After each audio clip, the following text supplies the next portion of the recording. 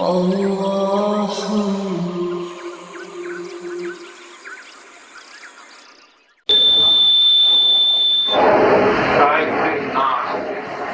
بڑی اہم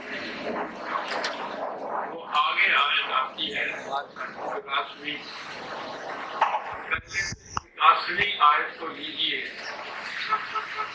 بڑی دشواری یہ ہے کہ باوجود میں بار بار عرض کرنے کے بہت کم احباب کے سامنے قرآن کے نقطے ہوتے ہیں. آج آپ دیکھیں گے کہ صرف ایک زیر اور زبر کے فرق سے بات کہاں جا پہنچتی ہے. عیسائیوں کے ساتھ نزاع کی اختلاف تھا. ان کے خلاف اعتراض یہ تھا کہ وہ حضرت عیسیٰ علیہ السلام کو خدا کا بیٹا مانتے ہیں اور ان کی پرستش کرتے ہیں. خدا کے بیٹے کی پرستش.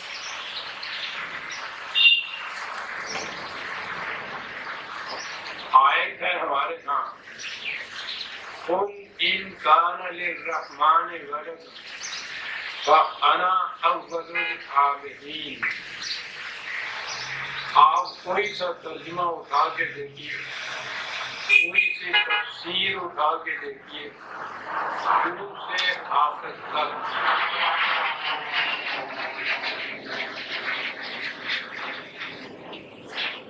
ترجمہ تفسیر یہ ملے گی اے رسول ان سے کہہ دو کہ اگر رحمان کا کوئی بیٹا ہو تو میں پہلا شخص ہوں جو اس بیٹے کی پرستش کروں.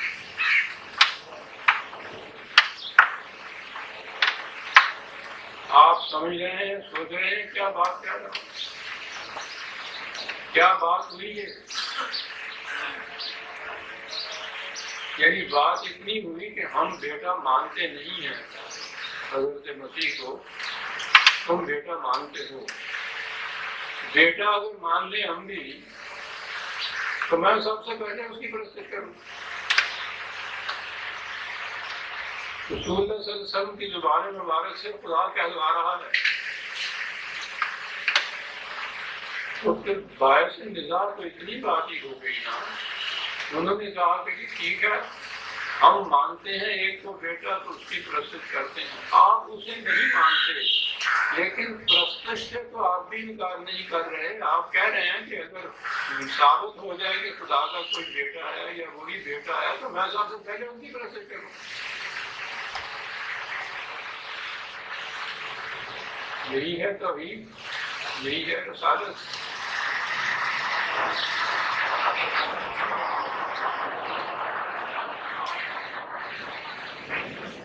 چلا آ رہا ہے یہ ترجمہ بھی چلی آ رہی ہے یہ تفسیر.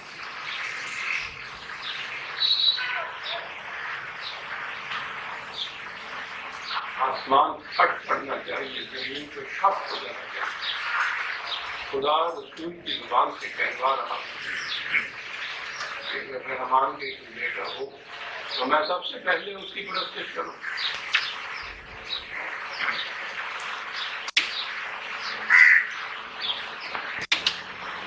مجھ کو تو اکثر اعتراضات یہ ہوتے ہیں کہ میں اس کی روح سے قرآن کا ترجمہ یا قرآن کا مفہوم بیان کرتا ہوں.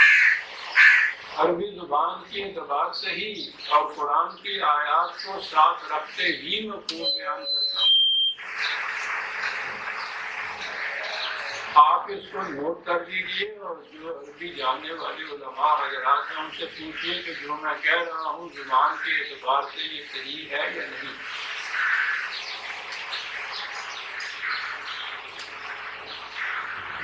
یہ جو ہے انا اول العابدین, دیکھا کہ عبد ہے اس میں, عابدین ہے اس میں, لفظ عین بے سال ہے, ماتا جسے آپ کہتے ہیں عبادت معبود, یہ وہ ہے. عربی زبان میں ایک ہے عبادہ یا بودو. یہ زبان بڑی نازک ہے اور بڑی سائنٹیفک ہے. یہ زیر زبر سے دیکھیے اس میں حرف تو وہی تینوں ہیں, عین بے دال.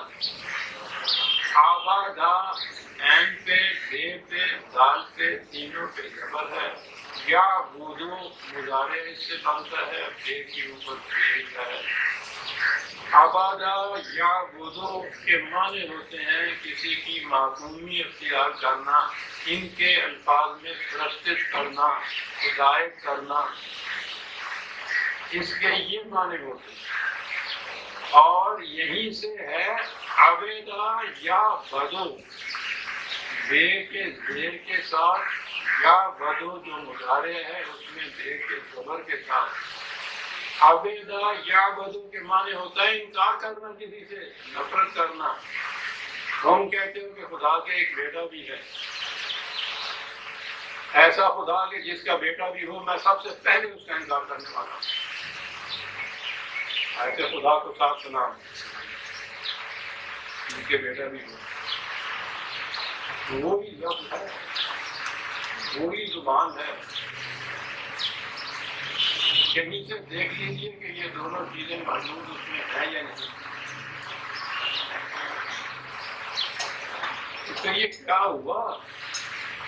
پہلے معنی آپ دیکھ رہے ہیں کہ وہ تو سارا اسلام ہی الٹ دیتا ہے. وہ چلا رہا ہے. کیوں چلا رہا ہے؟ پہلے کسی نے لکھ دیا، پچھلی ساری بھیڑیں چلی جا رہی ہیں. آج بھی یہی ترجمہ ہو رہا ہے، آج بھی یہی تفسیر ہو رہی ہے. آج بھی ان کے یہاں کی جو عربی زبان کے لغت ہیں، ان کتابیں، اس میں آج بھی یہ دونوں چیزیں لکھی ہوئی ہیں. میں کہاں سے لا سکتا؟ وہیں سے ہے.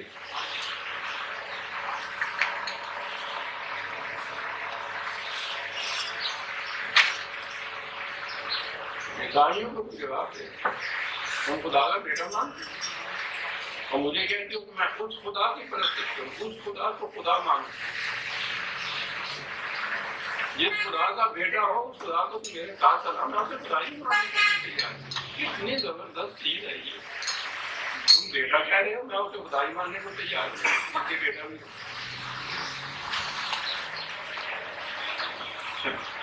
یہاں سے کتنی شکار وہ آیت آگے آتی. سبحان رب السماوات رب العرش عما یصفون. اگلی آیت میں بات بلند ہے، ان تصورات سے بہت بلند ہے جو تم اس کے متعلق کام کیے ہوئے ہو. اس کا بیٹا بھی ہے، تخلیق بھی ہے، اور رب السماوات والارض، رب العرش ہے. عما یصفون جو تم اس کے متعلق ذہن میں تصورات قائم کرتے ہو، اس سے بہت بلند و بالا خدا ہے. لم یلد ولم یولد، نہ اس کا کوئی بیٹا نہ وہ کسی کا بیٹا. خدا تو وہ ہے. میں اس خدا کو خدا مانتا ہوں. اس خدا کا بیٹا بھی ہو اسے خدا ماننا ہوں. اب نبی اکرم صلی اللہ علیہ وسلم سے کہا جا رہا ہے کہ یہ جھگڑے کرنے والے، یہ قریش باتیں بنانے والے دو لفظ ہیں. بات تو اس زمانے کی ذہن میں آتی ہے، لیکن قرآن تو عددی حقیقتیں بیان کرتا ہے. قیامت تک کے لیے یہ چیزیں کہا آؤ تمہیں بتائیں. بعض گروہ کرتے کیا ہیں؟ فضر ہوں. پہلی چیز یہ ہے چھوڑ دو ان کو، الگ کر دو ان کو، مت جان چھپاؤ ان کے ساتھ. کون ہے یہ لوگ؟ یخوضو و یلعبو. کیا بات ہے. آدھا یخوضو کے معنی ہوتے ہیں باتیں کرتے رہنا، اسٹیٹمنٹس ایشو کرتے رہنا، تقریریں کرتے چلے جانا، باتیں کرتے رہنا.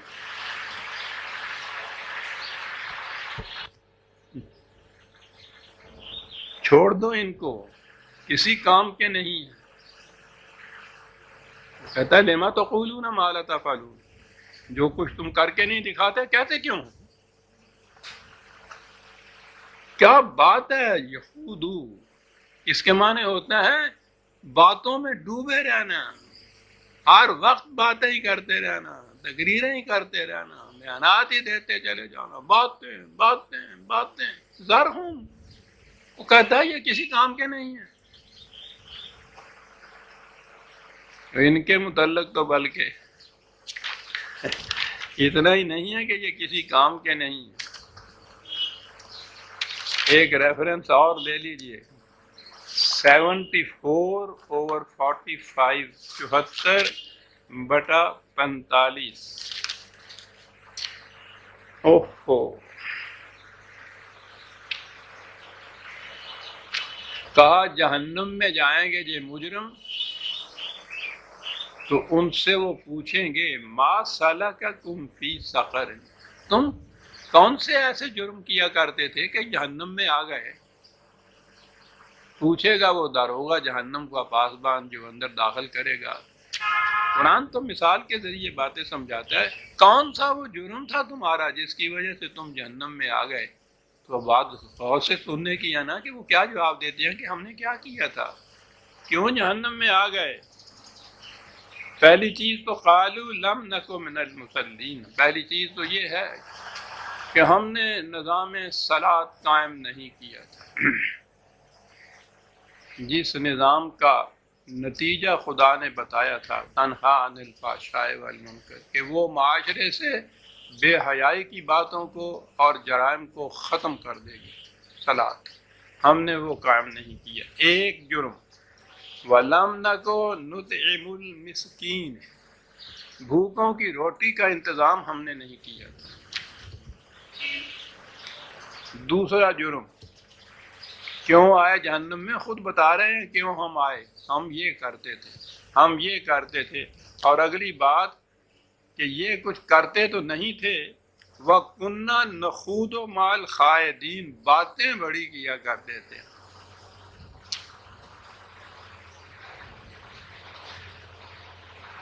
اور اس طرح سے وَكُنَّا نُكَذِّبُ بِيَوْمِ الدِّينِ، ہم عملاً اس یوم الدین کی تکذیب کیا کرتے تھے. مانا تو کرتے تھے زبان سے کہ قیامت آنی ہے، عملاً اس کی تکذیب کرتے تھے کہ کہاں کی قیامت، کہاں کا خدا، کہاں کا اعمال، کہاں کا جہنم.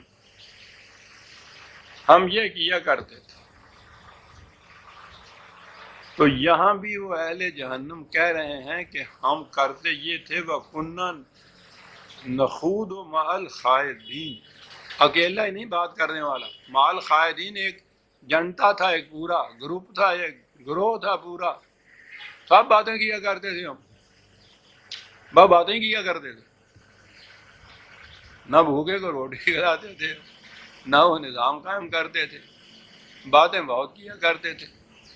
اور اس طرح سے عملاً ہم اس بات کو جھٹلاتے تھے کہ کون پوچھنے والا ہے، جو جی میں آئے کرتے جاؤ. باتیں بہت کرتے،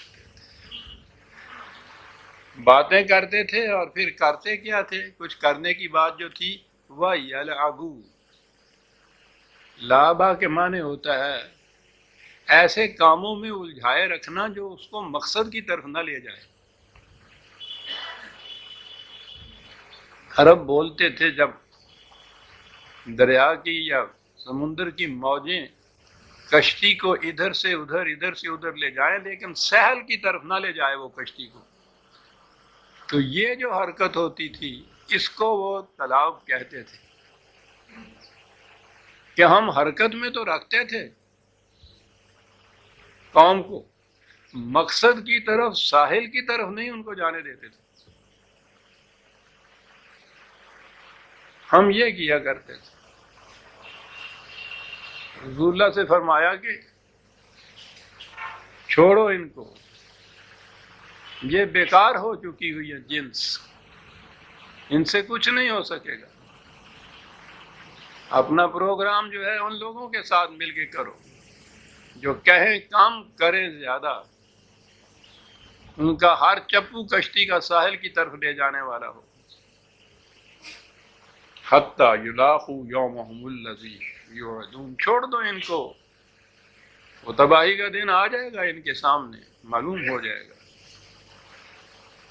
اب آئی وہ آیت عزیزان من جس کے لیے میں نے عرض کیا ہے کہ اس کچھ ذوف کے باوجود میں نے آج ضروری سمجھا کہ میں یہ درس ضرور دے دوں.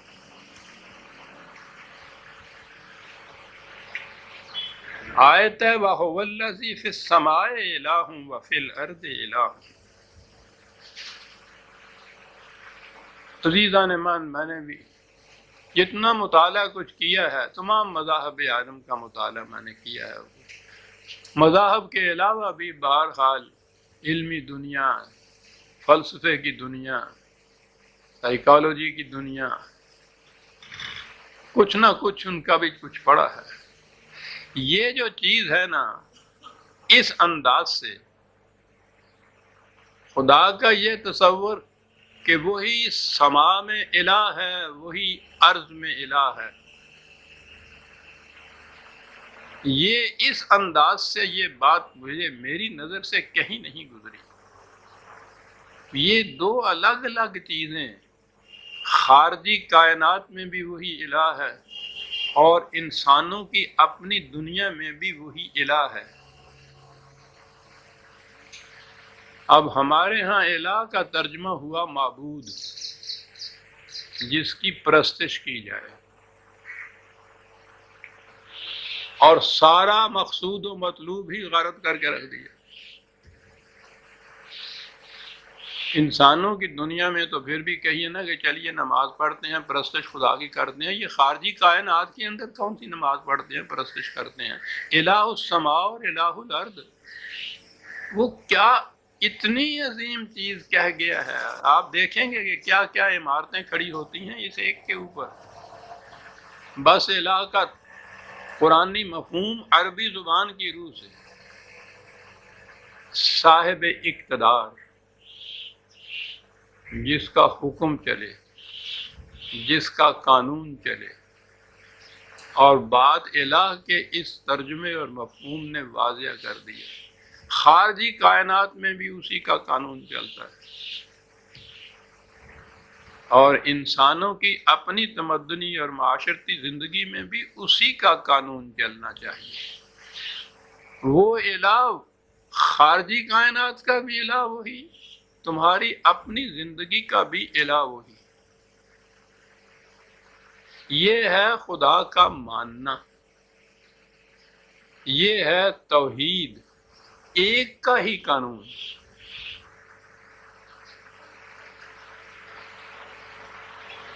اب یہ دیکھیے، ایک تو یہ ہے جسے اسلام آپ کہیں گے، سائنٹیفیکلی خارجی کائنات میں خدا کا قانون، اس کی تحقیق، یہ تو غیر مسلم بھی کرتے ہیں۔ یہ جو مومن ہیں ان کا بھی فریضہ ہے قرآن کی روح سے کہ خارجی کائنات میں قوانین خداوندی کی تحقیق کریں،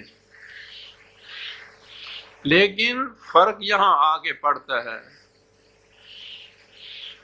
کہ وہ خارجی کائنات کے قوانین کی تحقیق کرتے ہیں، مانتے ہیں کہ وہ واقعی خدا کے قانون ہیں۔ یہ جو عرضی ہے، انسانوں کی اپنی زندگی جو ہے، اس میں اسے نہیں مانتے۔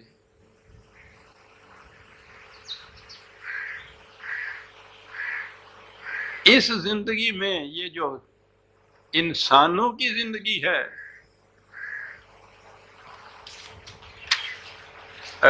بڑی احتیاط سے حوالے نوٹ کیجئے گا عزیزان من۔ اگر کوئی صاحب نوٹس لکھنا جانتے ہیں تو لکھتے بھی جائیے گا، یہ بہت کام آئیں گے آپ کی یہ چیزیں جو میں آپ آج عرض کر رہا ہوں، اسلام کی بنیاد بن جاتے ہیں۔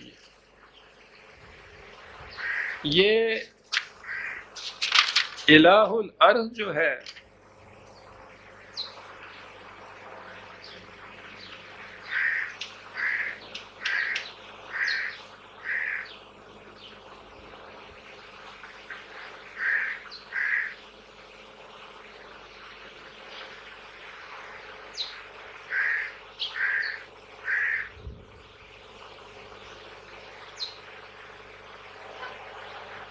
اکیس بٹا اکیس، ام اتخذوا آلہۃ من الارض ہم ینشرون، کیا انہوں نے اپنی انسانی زندگی کے لیے ایسے الہ تجویز کر رکھے ہیں کہ جن کے سہارے سے زندگی آگے بڑھتی ہے، پھیلتی ہے، رزق کا سامان بنتا ہے، تو عرض کی زندگی، اپنی انسانی زندگی میں انہوں نے ایسے الہ اختیار کر رکھے ہیں جن کے سہارے زندگی آگے چلتی ہے۔ تو گویا انسانی زندگی، تمدنی زندگی، اس کی معاشرتی زندگی، اس کے اندر یہ الہ پھر وہی رہی ہے، صاحب اقتدار، اتھارٹیز، جن کا قانون چلے، جن کا حکم چلے، جن کا نظام چلے۔ تو گویا عرض کے اندر انہوں نے اور الہ تجویز کر رکھے ہیں جن کے سہارے زندگی آگے بڑھتی ہے۔ تو دو چیزیں ہو گئیں کہ اسلام تو تھا کہ الہ اور عرض میں ایک، آسما اور عرض میں ایک ہی الہ، ایک ہی کا قانون۔ ایک کیٹیگری ایسی آئی اب کہ عرض میں دوسرے الہ، دوسرے قوانین، دوسروں کے احکام، دوسروں کے نظام اس خدا کے نہیں۔ سما کا خدا تو وہ، اور عرض کے خدا جو ہیں یہ انسان۔ آج کی اصطلاح میں اس کو سیکولرزم آپ کہہ رہے ہیں۔ یہ یورپ کی قومیں یہ سب خدا کو مانتی ہیں، ایک آدھ کو تو آپ چھوڑ دیجئے کہ نام نہیں وہ لیتے، مثلا رشیا کے ملحد یا چائنا وغیرہ والے خارجی کائنات کے قوانین کو وہ بھی مانتے ہیں۔ چلیے ادھر سے اس خدا کا تو انکار کیا، عرض میں تو انسانوں ہی کے قوانین کو مانتے ہیں نا۔ تو سیکولرزم کے معنی یہ ہوتے ہیں کہ خدا کو مانا جائے آسمانی خدا جو ہے،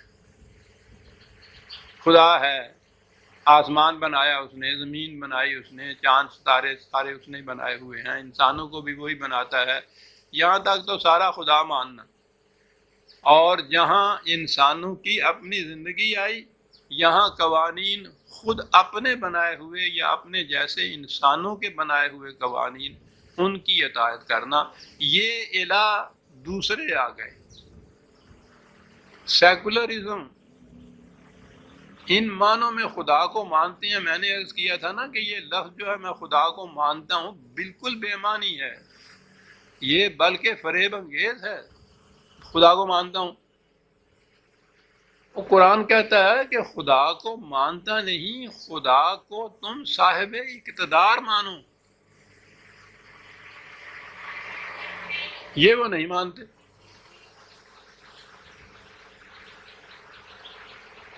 یہ تاریخ پاکستان کے دوران حضرت علماء کرام سے جو ہمارا جھگڑا تھا نا، لیگ والوں کا یا قائد اعظم کا، وہ یہی جھگڑا تھا۔ وہ وہاں سیکولر اسلام چاہتے تھے، یعنی یہ جو تھا خدا کو مانتے تھے، کائنات کو پیدا کرنے والا خدا جو تھا اس کو مانتے تھے، شخصی قوانین جو ہے نا، نکاح، طلاق، وصیت وغیرہ یہاں تک بھی مانتے تھے۔ لیکن وہ عرض قرآن نے کہا ہے کہ وہ نظام جس سے زندگی آگے بڑھتی ہے اور جس میں رزق کا سامان ملتا ہے، اس میں یہ دوسرے الہ مانتے تھے۔ وہاں یہ کہتے تھے کہ یہ جو حصہ ہے مملکت کا، یہ تو جمہوری ہوگا، جس میں ہندوؤں کی اکثریت ہوگی، وہ تو ان کا ہوگا، اور یہ نکاح، طلاق وغیرہ کے مسائل جتنے بھی ہیں شریعت کے، یہ ہمارے چلیں گے۔ اس قسم کا جو اسلام یا خدا کا ماننا ہے عام طور پر مغرب کے ممالک میں رائج ہے۔ وہاں بھی مسلمانوں کو، عیسائیوں کو، یہودیوں کو شخصی قوانین کی اجازت ہوتی ہے۔ مملکت کے قوانین جو ہیں اس میں وہ خدا کو نہیں لاتے، وہ انسانوں کے بنائے ہوئے ہوتے ہیں۔ تو گویا اب یہ صورت پیدا ہو گئی کہ الہ، آسمان کے الہ ماننے والے یعنی معبود، اور ارض کے اندر انسانوں کو الہ ماننے والے۔ تو میں نے کہا ہے کہ آج کی اصطلاح میں اس کو سیکولرزم آپ کہہ لیجئے، جسے آپ کہتے ہیں۔ تو دوسری کیٹیگری یہ ہوگی۔ اسلام کی تو وہ ہے نا کہ ارض اور الہ کے اندر، ارض اور سما کے اندر ایک ہی صاحب اقتدار۔ اب یہاں یہ ہو گیا کہ سما آسمان کا تو وہ مانتے ہیں، اور ارض کے اندر وہ اور انسانوں کو مانتے ہیں۔ اچھا جی،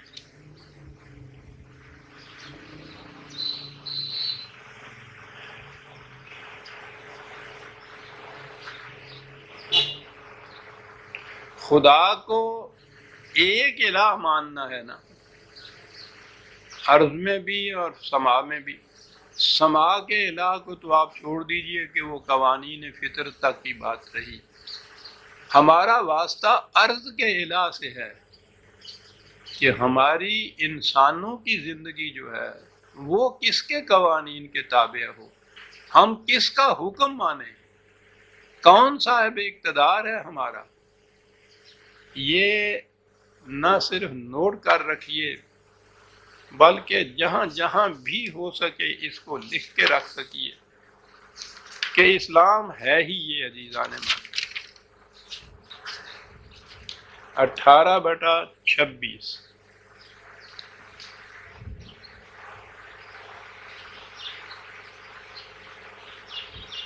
وَلَا يُشْرِكُ فِي حُكْمِهِ أَحَدًا، خدا اپنے حکم، اپنے قانون، اپنے فیصلے میں کسی دوسرے کو شریک نہیں کر سکتا۔ یہ ہوا خدا کا ماننا، یہ ہوا الہ الارض۔ احدہ، کسی کی استثناء نہیں ہے کہ فلاں فلاں کیٹیگری جو ہے اس کو تو ہم نے اجازت دی ہے کہ وہ ہماری شرکت کر گئے، ہمارے قوانین کے ساتھ اور قوانین اپنے بھی بنا لے، اور فلاں کو اجازت نہیں دی۔ لا یشرک فی حکمہ احدا، یہ ہے جی اسلام۔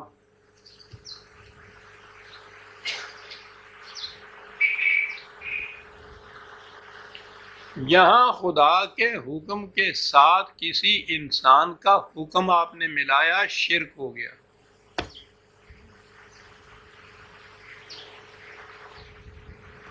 کسی کا بھی ہو، احد۔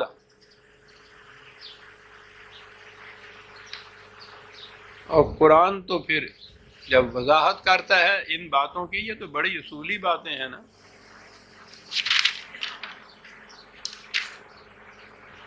وہی 3/78 کی آیت جو عام طور پہ دہرائی جاتی ہے یہاں،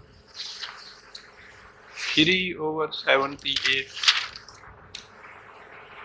ما کان لبشر، وہاں احدہ کہا تھا قرآن نے، کسی ایک کو بھی وہ حق نہیں دیتا کہ خدا کے قوانین کے ساتھ وہ یشرک ہے، وہاں اس کے ساتھ کوئی انسانی قانون ملایا جائے۔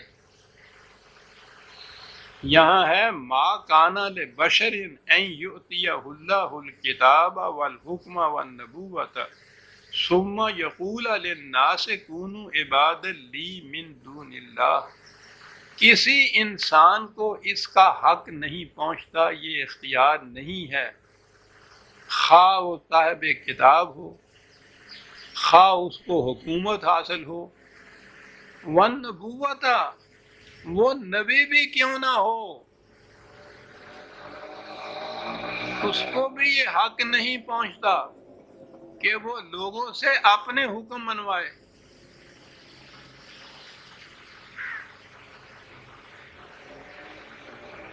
اس کا فریضہ یہی ہے، وَلَٰكِن كُونُوا رَبَّانِيِّينَ بِمَا كُنتُمْ تُعَلِّمُونَ الْكِتَابَ وَبِمَا كُنتُمْ تَدْرُسُونَ۔ اس کا فریضہ صرف یہ ہے کہ وہ لوگوں سے کہے کہ وہ کتاب جس کو تم پڑھتے ہو، جس پہ غور و فکر کرتے ہو، اس کتاب کی اطاعت کرو، اس سے ربانی بنو۔ آؤ میں بھی مانتا ہوں، تم بھی بنو۔ اور فیصلہ یہ ہے کہ وَمَن لَّمْ يَحْكُم بِمَا أَنزَلَ اللَّهُ فَأُولَٰئِكَ هُمُ الْكَافِرُونَ، جو خدا کی کتاب کے مطابق فیصلے نہیں کرتا، حکم نہیں دیتا، حکومت قائم نہیں کرتا، ان کو کافر کہا جاتا ہے۔ یعنی یہ ہیں کافر اور مشرک میں فرق ابھی میں عرض کروں، وہ یہ ہے کہ جو اس کے مطابق نہیں کرتا، ٹھیک ہے، انکار کرتا ہے، وہ مانتا ہی نہیں ہے اس کتاب کو۔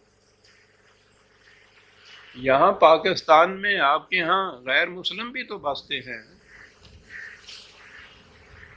جنہیں بھی آپ اسلامی قانون کہتے ہیں، یہ سچ مچ جب اسلامی قانون آئیں گے تو ان کے اوپر وہ لاگو ہی نہیں ہوں گے، وہ مانتے نہیں ہیں اس کو، تو وہ تو کافر ہیں۔ یہ مشرک کون ہے پھر؟ معاف رکھیے گا۔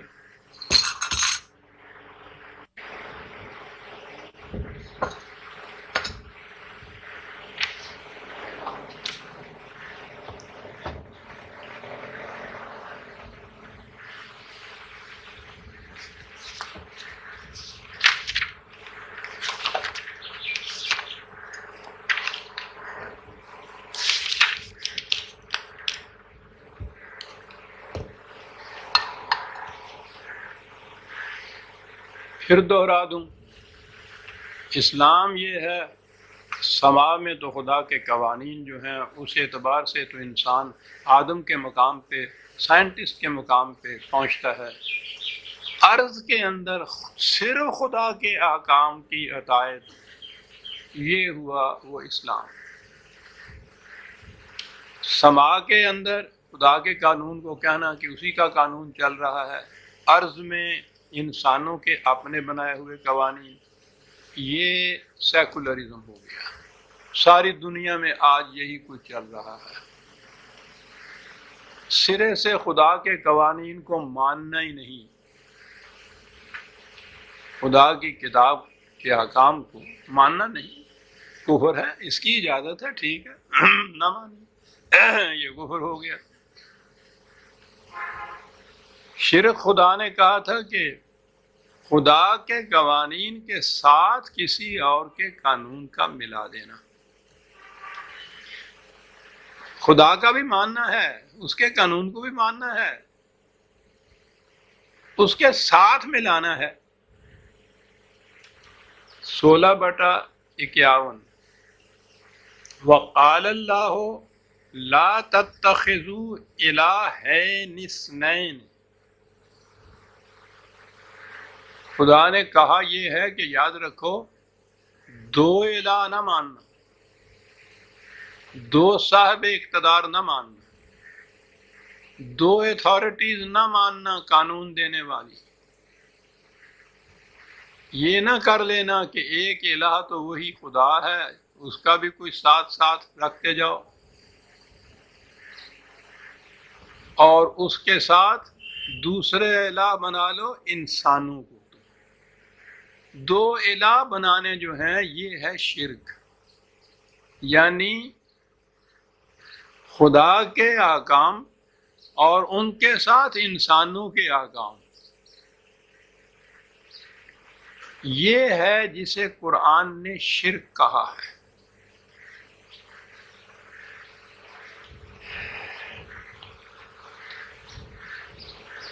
یہ کون ہے؟ یہ جو دوسرے الہ بن رہے ہیں، 42/20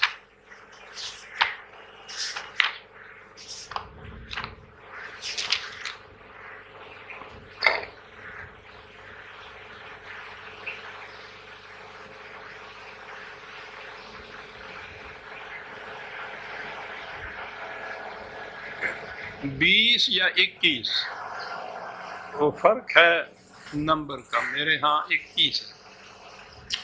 ام لہم شرکاء شرعوا لہم من الدین ما لم یأذن بہ اللہ، کیا انہوں نے اپنے ہاں کچھ اس قسم کے شریک بنا رکھے ہیں جو شریعت کے قوانین بناتے ہیں ان کے لیے جس کی ہم نے قطعاً اجازت نہیں دی؟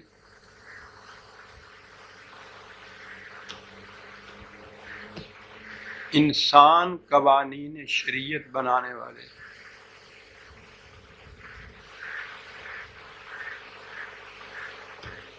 دو خدا،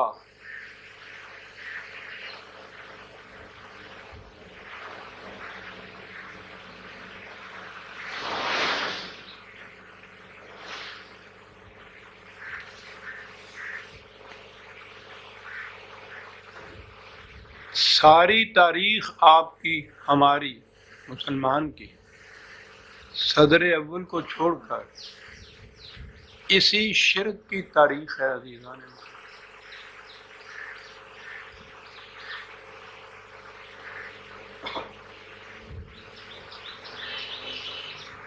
دو چار مثالیں اس کی۔ خدا نے قرآن کریم میں چند چیزوں کو حرام قرار دیا۔ لام خنزیر ہے، بیتا ہوا لہو ہے، مردار ہے، اور چوتھی چیز اگر کہہ دوں گا تو آپ سارے کہیں گے کہ صاحب یہ تو ہم سارے ہی کھاتے ہیں، یہ جو نظر نیاز جس کو کہتے ہیں۔ خدا نے بہرحال سارے قرآن میں انہی چیزوں کو حرام قرار دیا۔ یہ تو ہو گیا خدا الہ، اور اس کے بعد آپ فقہا کی فہرستیں دیکھیے، یہاں سے وہاں تک، یہ حلال وہ حرام، یہ حلال وہ حرام، یہ حلال۔ کس نے اس کا اختیار دیا جی ان کو؟ کس نے یہ حق دیا اس کا؟ آج جب پوچھئے ان سے کہ صاحب اس کے لیے سند کیا کہ صاحب علماء کرام یہ کہتے چلے آئے سلف سے، یہی ہمارے ہاں کا مسلک ہے، یعنی وہ سارا گروہ جو کہتا یہ چلا آیا نا ساس گناہ کا، وہ اسلاف بن گئے۔ علماء کا اجماع ہے، آپ دیکھیں گے عام طور پہ یہ کہتے ہیں اس مسئلے کے اوپر، اسلاف کا مسلک یہی ہے۔ یہ ساری فقہ کی کتابیں یہ انسانوں کے بنائے ہوئے قوانین ہیں۔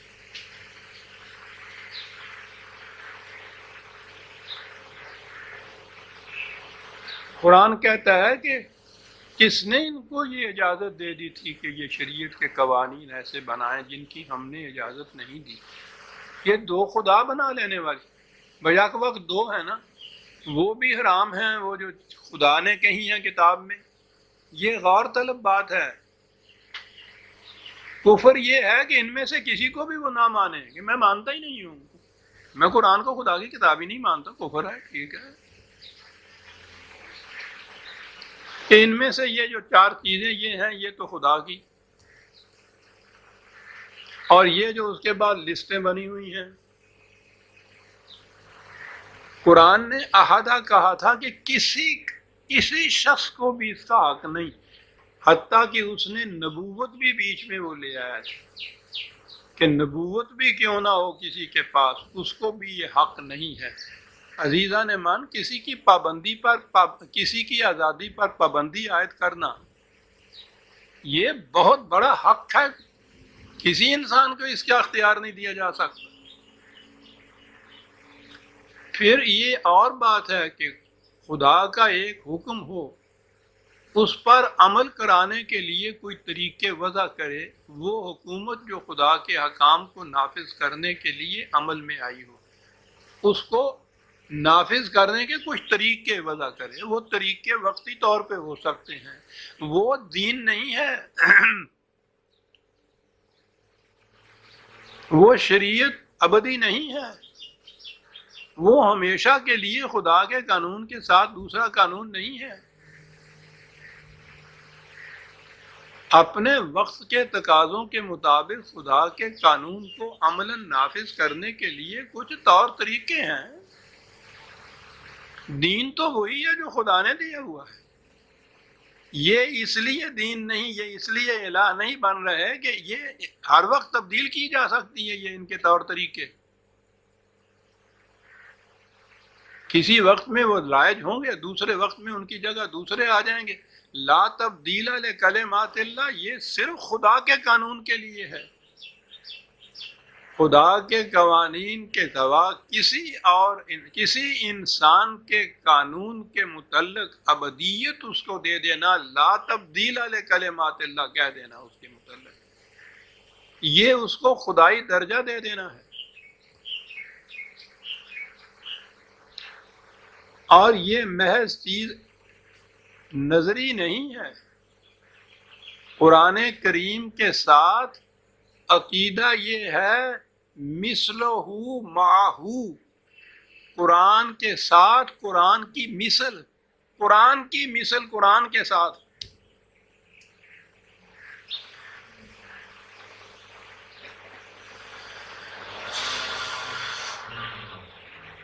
یہ روایات کہا جاتا ہے کہ جی ان کی بنا پر یہ ہمارے ہاں فقہا نے یہ فقہ کے مسائل یا شریعت وضع کی، ابدی غیر متبدل. خدا کا حکم، یوں ہی دو تین مثالیں جو سامنے آتی ہیں از بار. خدا کا حکم کہ زانی مرد یا عورت ہو اس کو 100 کوڑے مارو، خدا کا حکم. یہ حکم بھی اپنی جگہ، یہ تو ہو گیا نا ایک الہ. دوسرا الہ آیا، اس نے کہا کہ نہیں صاحب، شادی شدہ کو سنگسار کیا جائے.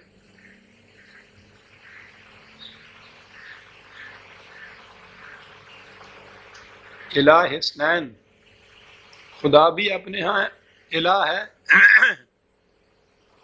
یہ اپنے ہاں الہ ہے. خدا کے الہ ہونے میں تو پھر بھی کچھ تھوڑی بہت نرمی برت لیتے ہیں.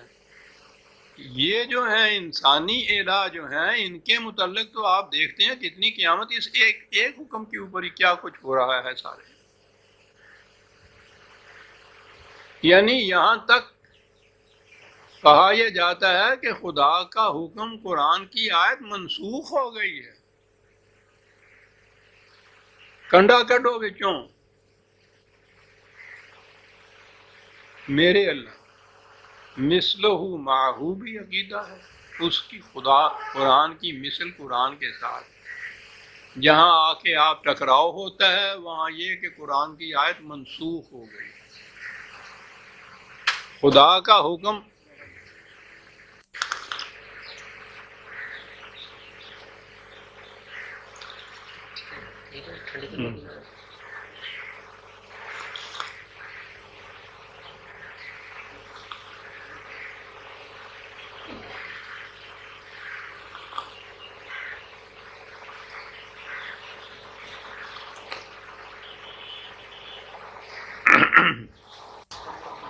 کوئی 10 دینا کہ میں کیا پینا پہ.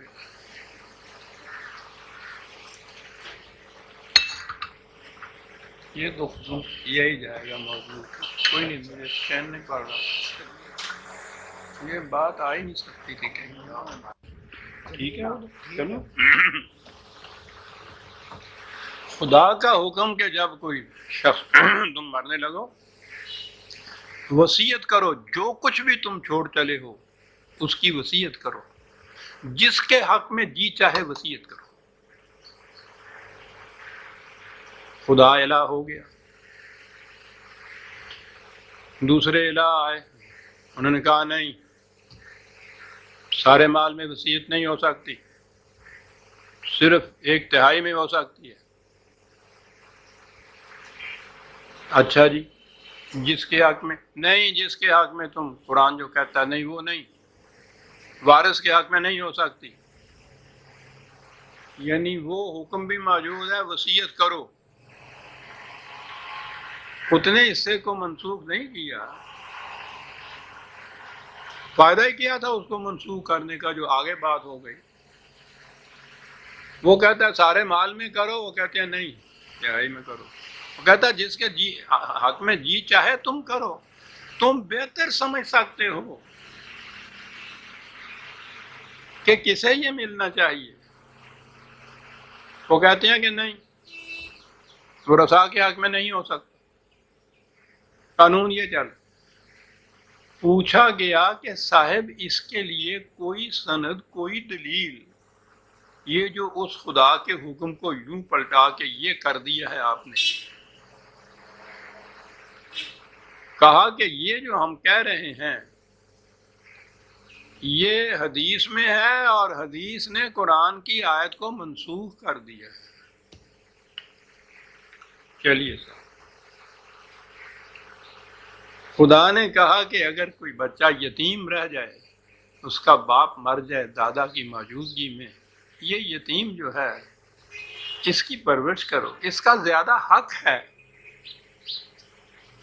جو کچھ اس کے باپ کو دادا کی وراثت میں سے ملنا چاہیے تھا، اس کا یہ حقدار ہے، یہ اسے ملنا چاہیے۔ ان کا حکم یہ ہے کہ نہیں صاحب یہ محروم ہے، اس کو نہیں ملنا چاہیے، وہ جو زندہ چاچا ہے سارا وہ لے جائے گا۔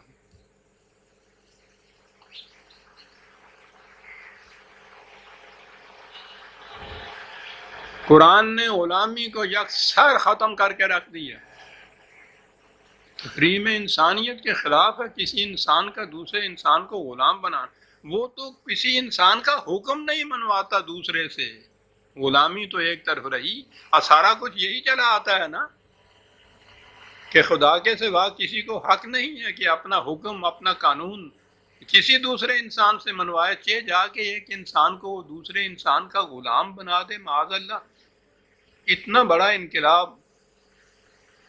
یہ آ کے قرآن نے کیا، یہ اعلان کیا۔ یہ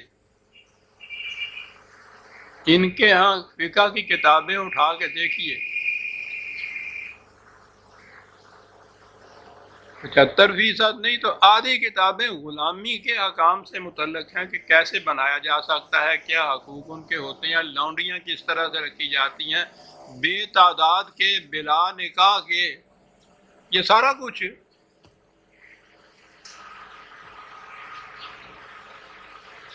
بھئی وہ قرآن نے کہا ہوا ہے غلاموں کے متعلق کہ جی ہاں غلام کو چھڑا دینا ثواب ہے، اور پھر پکڑ کے غلام بنا لینا یہ شریعت کی اجازت ہے۔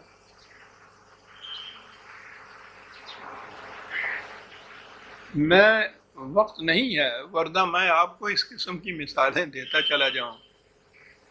قرآن نے کہا کہ نکاح بالغ مرد اور عورت کی باہمی رضامندی کا نام ہے۔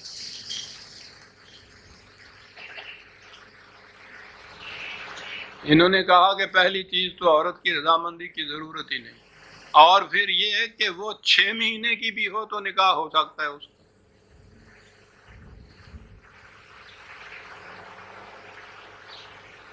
آپ دیکھتے ہیں کہ عملاً الہ کون سے ہیں جو چل رہے ہیں؟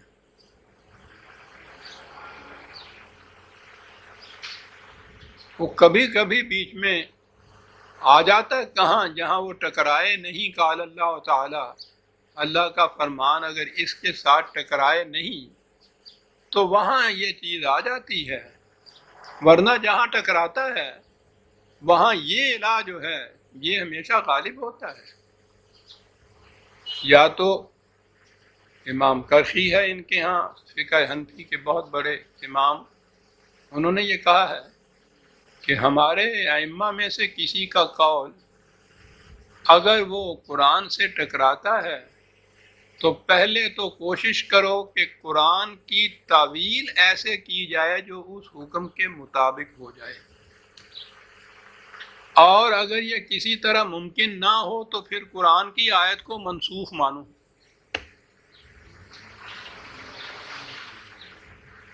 اگر ٹکرائے نہیں اس کے ساتھ وہ چلتا ہے تو پھر اس کو لے لیجئے، اس میں تو کوئی بات نہیں، اس کے ساتھ چلتا ہے نا وہ۔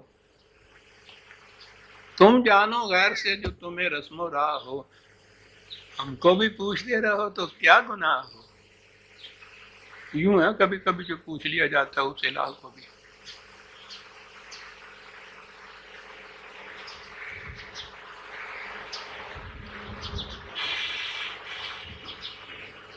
آپ نے غور فرمایا عزیزان من، ہماری تاریخ کیا ہے، یہ فقہ کیا ہے، جنہیں اسلامی احکام کہا جاتا ہے وہ کیا ہیں؟ قرآن کی روح سے توحید کس کو کہتے ہیں؟ لا یشرک فی حکمہ احدا،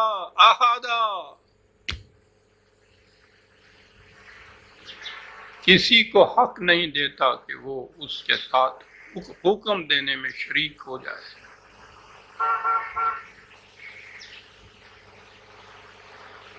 اب یہ شرکت آپ نے دیکھا کہ یہ کیا چیز ہوئی جس کو آپ شریک کہتے ہیں؟ موجودہ دور کی اصطلاح میں سمجھیے، میں نے کہا نا کہ ایک تو نامسلم ہے یہاں بستے ہوئے، وہ مانتے ہی نہیں ہیں آپ کے ہاں کے قرآن کے اصول کو، وہ کفر ہے، ان سے ہم کچھ نہیں کہہ سکتے۔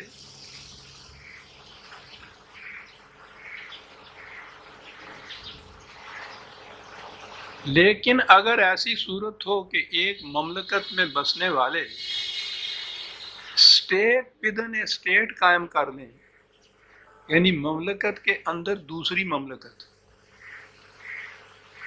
کچھ حکام اس مملکت کے، کچھ حکام اس مملکت کے،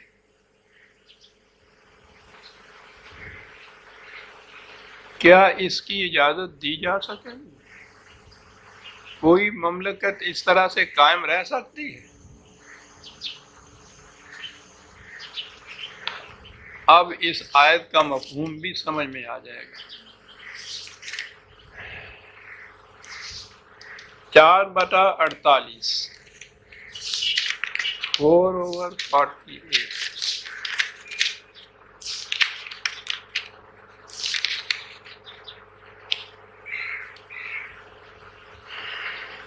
آپ نے غور فرمایا شرک کس کو کہا ہے قرآن میں؟ خدا کا حکم، اس کے ساتھ، اس کے برابر، اس کی مثل، اس کے ساتھ متوازی پیرلل ایک اور خدا کا حکم اس کے برابر، یہ ہوا شرک۔ اسٹیٹ ود ان اسٹیٹ اس کو آج کی اصطلاح میں کہتے ہیں۔ اسے بغاوت کہیں گے نا آپ۔ مملکت کے اندر مملکت کا ایک قانون ہو، اس کے برعکس دوسرا قانون آپ رائج کریں اس مملکت کے اندر، اسی کو بغاوت کہیں گے نا۔ اس کی روشنی میں پھر قرآن کی اس آیت کے معنی سمجھ میں آ گئے۔ ان اللہ لا یغفر ان یشرک بہ ویغفر ما دون ذلک لمن یشاء۔ 4/48 عام ترجمہ بھی لیا جائے تو اس کو تو یہ کہتے ہیں نا کہ شرک جو ہے وہ بخشا نہیں جا سکتا، اس کے سوا اور جرائم بخشے جا سکتے ہیں۔ بخشا جانا کچھ اور مفہوم لیجیے۔ مملکت کے اندر اس چیز کو برداشت نہیں کیا جا سکتا کہ کوئی دوسری مملکت قائم کر لے، اس کے سوا چھوٹے موٹے جرائم اور جو بھی ہوں وہ قابل برداشت ہو سکتے ہیں، لیکن یہ قابل برداشت ہو ہی نہیں سکتا۔ بات ٹھیک ہے نا؟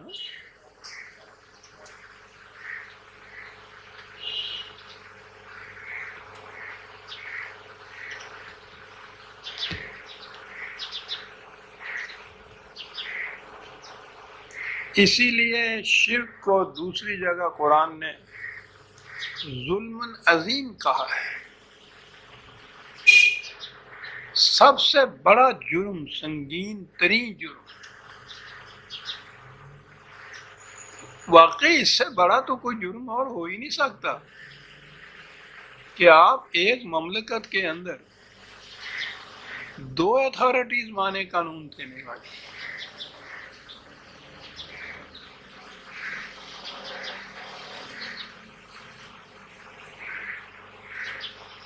یہ جو شرک میں نے گنایا ہے ابھی آپ کے سامنے، یہ غیر مسلموں کا تو شرک نہیں ہے، وہ کافر ہیں، وہ تو مانتے ہی نہیں ہیں آپ کے اس ضابطۂ قانون کو، خدا کے احکام کو وہ مانتے ہی نہیں ہیں، وہ کفر کرتے ہیں، انکار کرتے ہیں اس سے، وہ نہیں ہیں۔ یہ مشرک کون ہیں؟ دو قانون ماننے والے، دو اتھارٹیز ماننے والے۔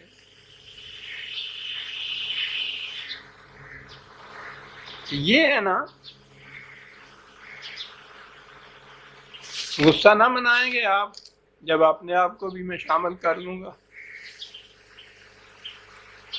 ہم ہی ہیں نا۔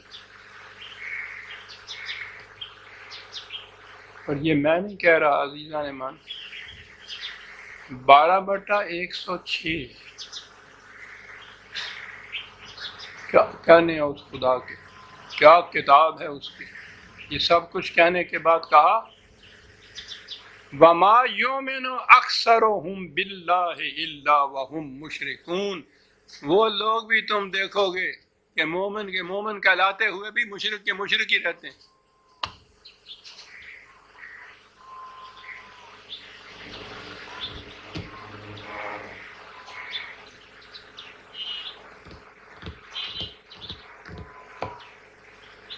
ٹھیک ہے، خنزیر حرام، ایمان ہے ہمارا، ہو گئے نا مومن اتنے تک۔ اور وہ بیسیوں چیزیں جن کو قرآن نے خدا نے حرام نہیں قرار دیا ان کو ساتھ حرام ماننے والے، شرک ہو گیا نا ساتھ۔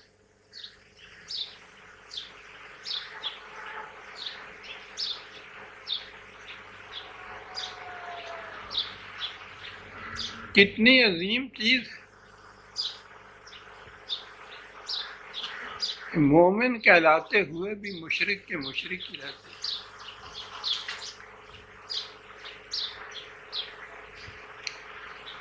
ہمارے ہاں ہوا کیا،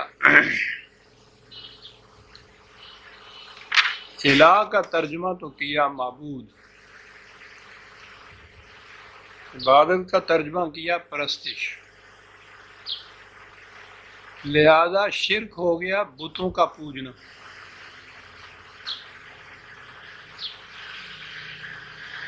پھر تو ہم میں سے کوئی بھی مشرک نہیں رہتا نا۔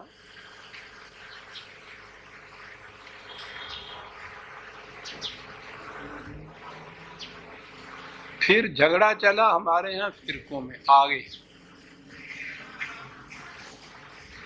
یہ وہابی تھے غیر وہابی، قبروں پر جانا، وہاں دیے جلانا یا مرادیں مانگنا، عرس کرنا، ان کی مخالفت کرنے والے، پتہ نہیں آپ لوگوں کے ہاں بھی تھا، ہمارے ہاں پنجاب میں ان کو موحد کہتے تھے نا موحد، یعنی یہ توحید پرست ہیں، اسی طرح سے ماننے والے کہ ایک خنزیر حرام ہے، 20 اور چیزیں بھی ساتھ، لیکن قبروں پہ نہیں جاتے، دیے نہیں جلاتے، گویا خدا کی الوہیت یا الہیت اس کو کہیے، وہ تو ہو گئی پرستش، خدا کے سوا کسی کی پرستش نہیں کرتے، بت نہیں پوجتے، مشرک نہیں ہے۔ توحید یہ ہے کہ قبروں پہ نہیں جاتے۔ اب سارا جھگڑا آپ دیکھیے شروع سے آخر تک ان فرقوں کے اندر، قبروں پہ جانا روا ہے نہیں روا، جائز ہے نہیں جواز، مردے جو ہیں وہ سنتے ہیں ان کی نہیں سنتے، اولیاء اللہ مرادیں برداتے ہیں نہیں یعنی جھگڑا سارا شرک اور توحید کا اس میں سمٹ گیا۔ خدا کے حکم کے ساتھ انسانوں کا حکم ملانا یہ تصور میں بھی نہیں ہے کہ یہ شرک ہے،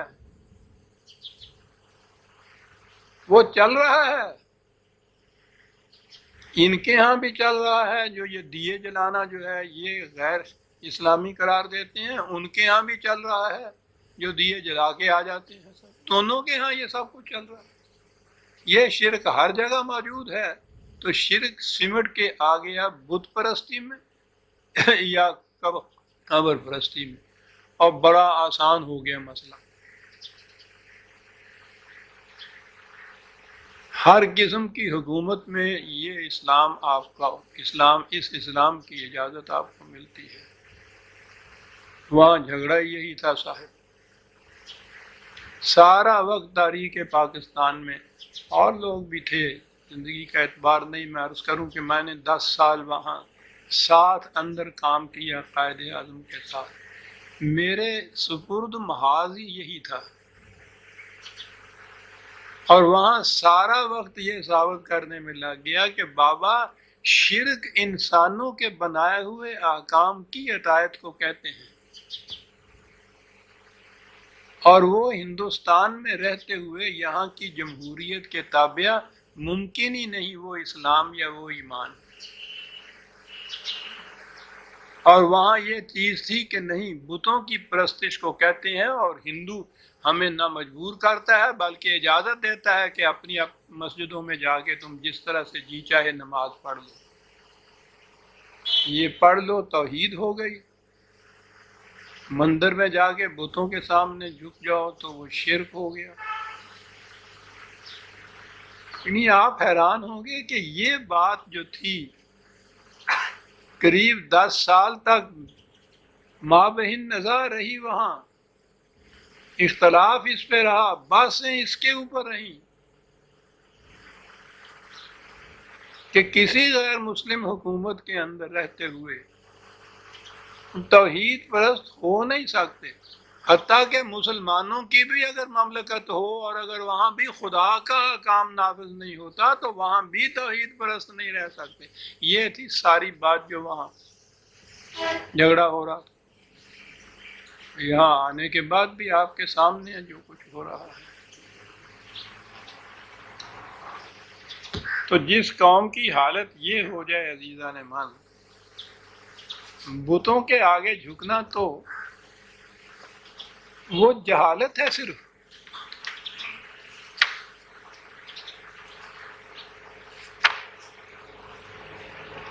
عملی زندگی کے اوپر اس کا کوئی اثر نہیں پڑتا.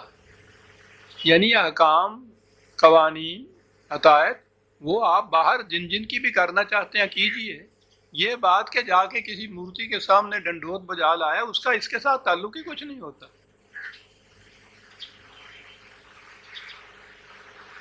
لیکن کسی انسان کے احکام کے سامنے جھکنا باعث تذلیل انسانیت ہے، اس لیے یہ جرم عظیم ہے.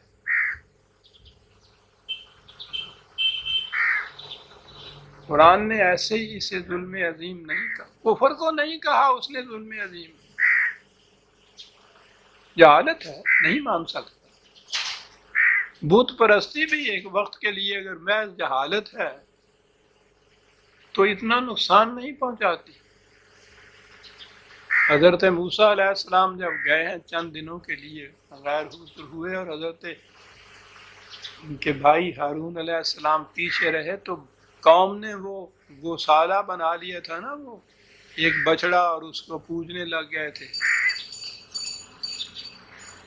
تو حضرت موسیٰ علیہ السلام آئے اور آ کے وہ بڑے برافروختہ ہوئے اور بھائی سے کہا کہ تمہاری موجودگی میں انہوں نے یہ حرکت کی اور تم نے روکا نہیں ان کو. کیا بات، نبی پوچھ رہا ہے، نبی جواب دے رہا ہے. کہا میں نے کچھ وقت کے لیے ان کی اس حماقت کو برداشت کر لیا کہ اگر میں ان کو روکتا تو ان کے اندر تفرقہ پیدا ہوتا، تو آ کے میری گھٹی مروڑ دیتا کہ تو نے قوم میں تفرقہ پیدا کر دیا. میں نے اسے برداشت کر لیا، اس کو گوارا نہیں کیا. اللہ اکبر.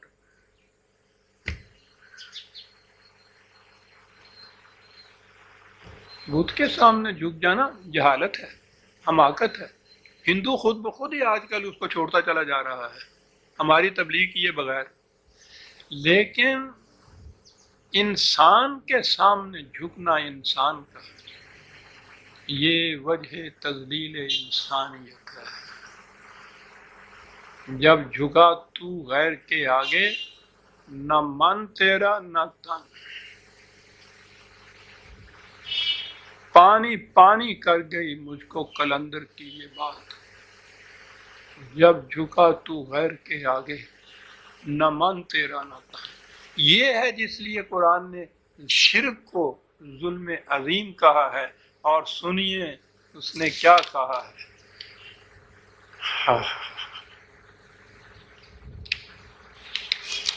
کہ جو قوم شرک اختیار کرتی ہے، انسانوں کے ان احکام کے تابع جھکتی ہے، چلتی ہے، معبود بناتی ہے ان کو، اس قوم کی آہستہ آہستہ حالت کیا ہو جاتی ہے؟ جرت مفقود ہو جاتی ہے. بے باقیاں باقی نہیں رہتی ہیں، شرف اور کرامت انسانیت نہیں رہتی ہے. یہ میرے الفاظ ہیں، قرآن کے الفاظ سنیں. وَمَن يُشْرِكْ بِاللَّهِ، جو شرک کا مرتبط ہوتا ہے، خدا کے احکام کے ساتھ انسانوں کے احکام کے سامنے بھی جھکتا ہے، ان کو بھی اپنا الہ مان لیتا ہے. یوں سمجھو، مثال ہے فَكَأَنَّمَا خَرَّ مِنَ السَّمَاءِ، یوں سمجھو جیسے وہ آسمان کی بلندیوں سے زمین کی پستیوں پہ آ گرا. 22/31. فَكَأَنَّمَا خَرَّ مِنَ السَّمَاءِ، آسمان کی بلندیوں پہ. ساری دنیا سے بے نیاز عزیزان ایمان ایک خدا کا حکم ماننے والا تو وہ آسمان کی بلندیوں پہ جا رہا ہو، وہ تو معراج انسانیت ہے. کہا جس نے بھی اس کے ساتھ انسان کو اپنا الہ بنا لیا، یوں سمجھو آسمان کی بلندیوں سے زمین کی پستیوں پہ آ گرا. یا 2-3 مثالیں ہیں. فَتَخْطَفُهُ الطَّيْرُ، کہا جس طرح سے یہ چڑیا کے چھوٹے سا بچہ گھونسلے سے نیچے گرتا ہے اور جس پنجے والے پرندے کا جی چاہتا ہے اچک کے لے جاتا ہے نا، پھر اس قوم کو جس کا جی چاہتا ہے اچک کے لے جاتی ہے. او تہوی بہ الریح، یا یوں سمجھو کہ جیسے ایک پرے کا گھاس کا تنکا اور جھکڑ چل رہا ہو، پھر اس تنکے کا جو حشر ہوتا ہے اس جھکڑ میں. کہا اس قوم کی یہ حالت دنیا میں پھر ہو جاتی ہے، کوئی مرکز اس کا باقی نہیں رہتا، کہیں استحکام اس کو نصیب نہیں ہو سکتا. شرف انسانیت کی بلندیوں سے ذلیل ترین درجے پہ گرتی ہے، جس کا جی چاہے اچک کے لے جاتی ہے. پھر ایک گھاس کے تنکے کی طرح جھکڑ اڑائے اڑائے اس کو پھر رہا ہوتا ہے. صاحب تو یہ کیفیت اس قوم کی ہوتی.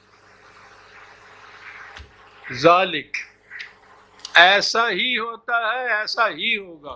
کیا بات ہے ذالک کا یہاں جو کہا، یہ ہے عزیزان ایمان قرآن کی روح سے شرک، اور یہ ہے اس کا نتیجہ جو اس نے بتایا تھا. مجھے کچھ اطمینان یہ ہوا کہ یہ تھی وہ آیت جو میں نے دیکھی کل پرسوں، حالانکہ مجھ میں ہمت نہیں تھی، لیکن میں سمجھتا ہوں آپ مجھ سے متفق ہوں گے کہ یہ آیت سامنے آنی چاہیے ہی تھی. کم از کم مجھے اطمینان ہو گیا کہ میں نے اپنی زندگی میں یہ حقائق قرآن کے احباب کے سامنے پیش کر دیے. میں نہیں کہہ سکتا آج کی بات، جو کچھ میں کہہ رہا ہوں یہ محفوظ بھی ہو رہا ہے کیسٹس میں. آنے والا قرآن کا کوئی مفکر یا محقق جو بھی اس کو سنے وہ اس پہ غور کرے، شاید اس کے دور میں حالات مساعد ہو جائیں تو وہ پھر عملاً اس چیز کی اوپر کرے کہ خدا کے ساتھ کسی کو شریک نہیں کیا جا سکتا. وَتَبَارَكَ الَّذِي لَهُ مُلْكُ السَّمَاوَاتِ وَالْأَرْضِ وَمَا بَيْنَهُمَا. کتنی بابرکت ہے اس کی شان کہ جس کی وہ کہتا ہے تمہاری اطاعت کا، تمہاری فرما برداری کا محتاج نہیں ہے. وہ تمہارے ہی لیے ہم کہہ رہے ہیں. تم جب نہیں تھے تو ہم اس وقت بھی خدا تھے، جب تم نہیں ہوگے ہم اس وقت بھی خدا ہوں گے. یہ ملکوت السماوات والارض سب ہماری ہے. وَعِندَهُ عِلْمُ السَّاعَةِ، مکافات عمل کا جو انقلاب آنے والا ہے اس کا علم ہمیں ہے. وَإِلَيْهِ تُرْجَعُونَ، اور تمہارے تمام اعمال جتنے بھی ہیں وہ ہمارے اسی میزان کے سامنے آنے والے ہیں، کہیں بھاگ نہیں سکتے تم. جو ہم نے کہا ہے یہ ہو کے رہنے والی بات ہوتی ہے. لا يملك الذين يدعون من دونه الشفاعة الا من شهد بالحق وهم يعلمون. جن کو تم دوسروں کو سمجھ سکتے ہو کہ تمہارے ساتھ کھڑے ہو جائیں گے اور تمہیں بچا لیں گے، یاد رکھو کوئی ان میں سے یہ نہیں کام کر سکے گا. آپ کو یاد ہے میں نے کہا تھا ایک دفعہ کہ شفاعت کے معنی ساتھ کھڑے ہو کر گواہی دینا ہے، کسی کی سفارش کرنا نہیں ہے. اس آیت میں بات ہو گئی. کوئی نہیں شفاعت کسی کے ساتھ کھڑا ہونے کے لیے ہماری عدالت میں آئے الا من شہد بالحق، بجوز اس کے کہ جو سچی گواہی دے. تو وہ نظر آ گیا کہ شفاعت کے معنی تو قرآن نے خود کر دیے ہیں کہ سچی گواہی دینے کے لیے کوئی کسی کے ساتھ کھڑا ہو تو وہ تو ہے، شفاعت کے معنی سفارش ہے ہی نہیں، اور وہ تو قرآن کے مکافات عمل کی ساری عمارت کو ڈھا دیتی ہے۔ وَهُمْ يَعْلَمُونَ وَلَئِنْ سَأَلْتَهُمْ مَنْ خَلَقَهُمْ لَيَقُولُنَّ اللَّهُ وَأَنَّىٰ يُؤْفَكُونَ۔ یہ سما کو ماننے والے الہ، ان سے تو کسی سے بھی پوچھئے کہ صاحب یہ سارا کارگاہ کائنات کسی قانون کے سامنے چلتا ہے، وہ کہتا ہے کہ یہ خدا ہی کے قانون کے سامنے چلتا ہے صاحب، یہ تو سارے مانیں گے۔ وَقِيلَ ہی یا رب إِنَّ هَٰؤُلَاءِ قَوْمٌ لَا يُؤْمِنُونَ، اور رسول یہ کہے گا کہ یہ آسمانی خدا کو ماننے والے یہ تھے جو زمینی خدا میں دوسروں کو اپنے ساتھ شریک کر رہے تھے۔ رسول یہ چیز کہے گا اس وقت۔ عزیزان من، رسول اتنی سی بات ہی نہیں کہے گا، 2-3 منٹ باقی ہیں، رسول کچھ اور بھی کہے گا، ہمارے متعلق کہے گا۔ قیامت کا دن یوں تصور میں لے آئیے نا، ساری دنیا کی قومیں کھڑی ہوں گی، ایک ایک قوم اپنے رسول کے ساتھ سامنے سے گزرے گی، ان کے جرائم گنائے جائیں گے۔ ہم جب گزریں گے تو نبی اکرم صلی اللہ علیہ وسلم آواز دیں گے اور ہمارا تعارف یہ کہہ کے کرائیں گے۔ 25/30 پہلے لکھ لیجئے، کیا کہہ کے تعارف کرائیں گے؟ وقال الرسول، رسول کہے گا یا رب، اے میرے رب، ان قوم اتخذوا هذا القرآن مہجورا، یہ میری وہ قوم ہے جس نے قرآن کو چھوڑ دیا تھا۔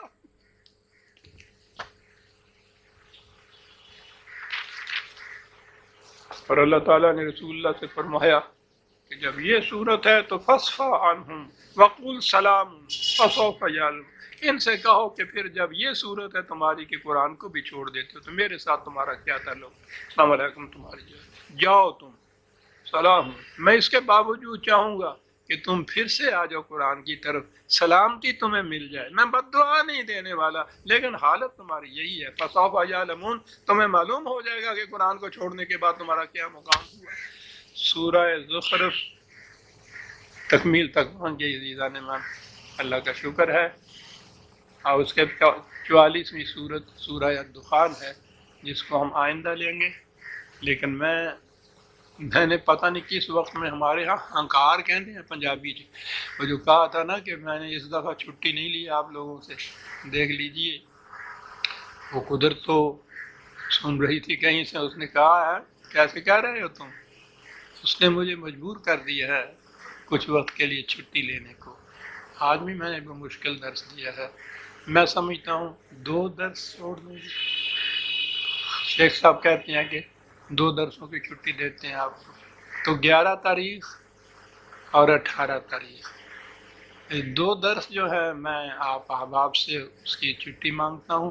مجھے امید ہے کہ اس میں میری صحت کچھ بہتر ہو جائے گی، صحت زیادہ خراب ہو گئی ہے، تو 25 تاریخ کو وہ جو درس ہوگا وقت بھی بدل دیں، 9 بجے وقت بھی بدل دیں، 25 ستمبر کو اس کے بعد 9 بجے پھر درس ہوگا۔ آپ احباب سے اتنا لمبے عرصے کے لیے الگ رہنے سے مجھے بھی افسوس ہوتا ہے، لیکن کیا کیا جائے، مجبوریاں بھی غیر کے ہیں اختیار میں۔ آپ کا شکریہ۔